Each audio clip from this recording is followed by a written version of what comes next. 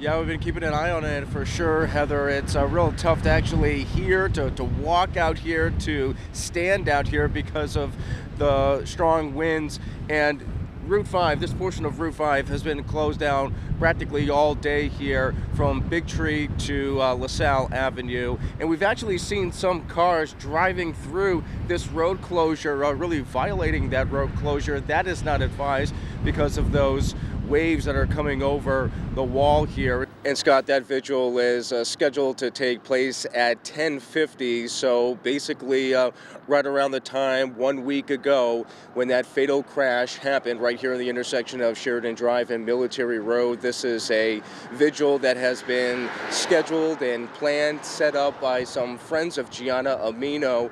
And you can see here that there's a growing memorial on a telephone pole here. You can see there's some flowers, some teddy bears and cards as well. Yes, absolutely. Definitely a complete reverse, a complete opposite of what we saw going into the game versus right now. Some fans are still sort of milling about and talking amongst themselves. Definitely a lot of the crowds have left.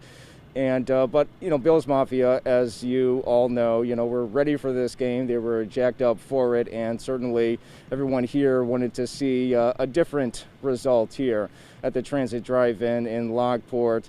Yeah, hi there. This drive-through testing operation is being set up right outside Bills Stadium. It's being set up across Abbott Road here, and it's happening in Lot 4 right here. The way that this is going to work, Bills fans, when they come through, they're going to come off of Abbott Road. They're going to be funneled through this testing operation, and they're going to go back out onto Abbott Road. What crews are doing right now, they're setting up the lanes right now. And there's a large gathering here at the intersection of Delaware and Hurdle, and we show you the scene right now. Probably well over 100 people here right now. You can see someone on the megaphone really talking to the crowd. There's people not only on this side of Hurdle, but also on the other side, and they plan to move just minutes from now.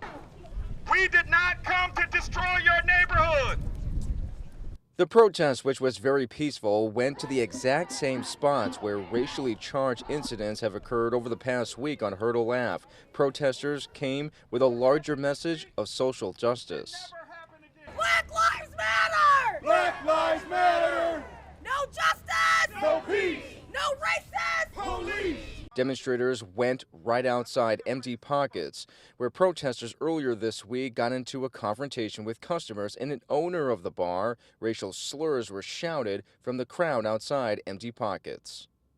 Excuse me, I organized this protest because one of my friends, which is an African-American female, she called me and she was very, very, very upset at what happened over here.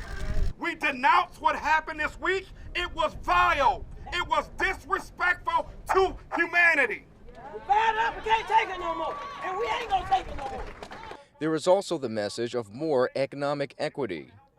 As African Americans, we give our money to every sector of this city. And guess what? None of it comes back to our community. We do business with you, but you don't do business with us. As for Empty Pockets, protesters want it gone. This place is temporarily closed down. We need it to be permanently closed down.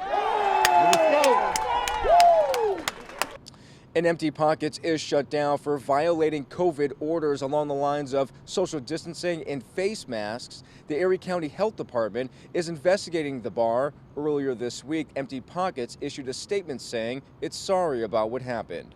In Buffalo, I'm Jeff Preval, Channel 2 News.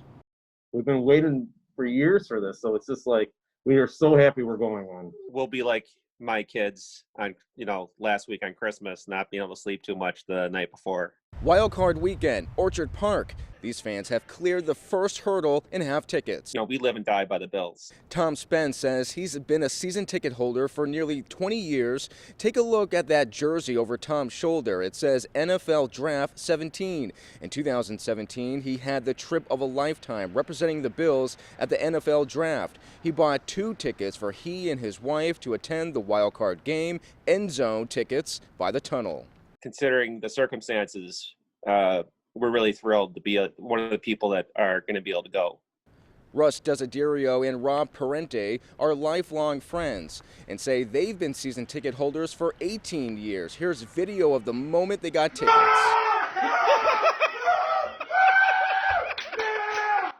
This is great. This is really big for the two of us. Like, I can't, I know we're in an interview here, but I can't explain how big this is. We've went through some bad times. Yeah. But today made it all worthwhile. We cannot wait to go. You figure we're 42 and we lost all of our 20s, all of our 30s. Yeah.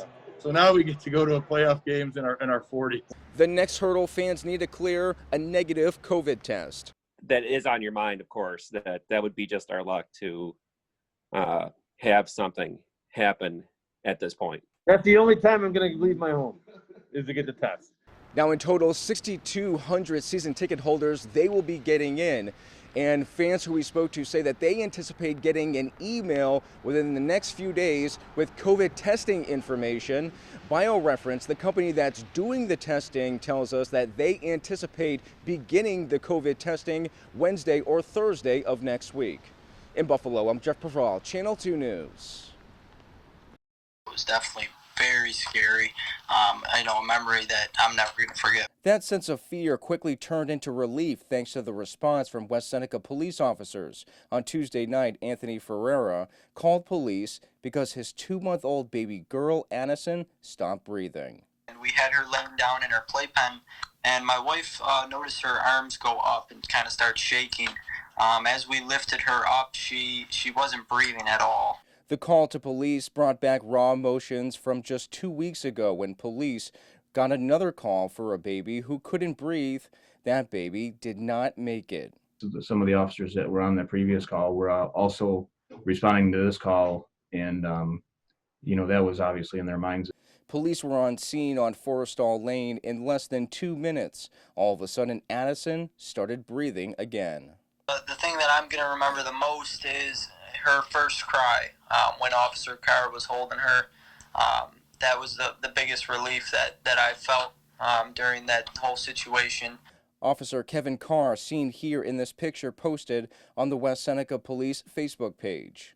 And he took the baby into his arms from the dad and ran the baby over to the ambulance with the paramedics just to get the baby inside and get some oxygen flowing. Because when he first got on location, since the baby had spontaneously began breathing, but was still in some distress, didn't have great color.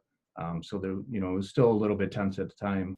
After numerous tests at Oshai Children's Hospital, Addison's parents say doctors found a hole in her heart. She's been put on medicine for reflux and will be seen by a cardiologist. But what exactly caused her to stop breathing, they're still not sure. We're just, hoping and praying that it doesn't happen again. We are very, very happy to have the West Seneca police officers, helping us and supporting us. Jeff Preval, Channel 2 News.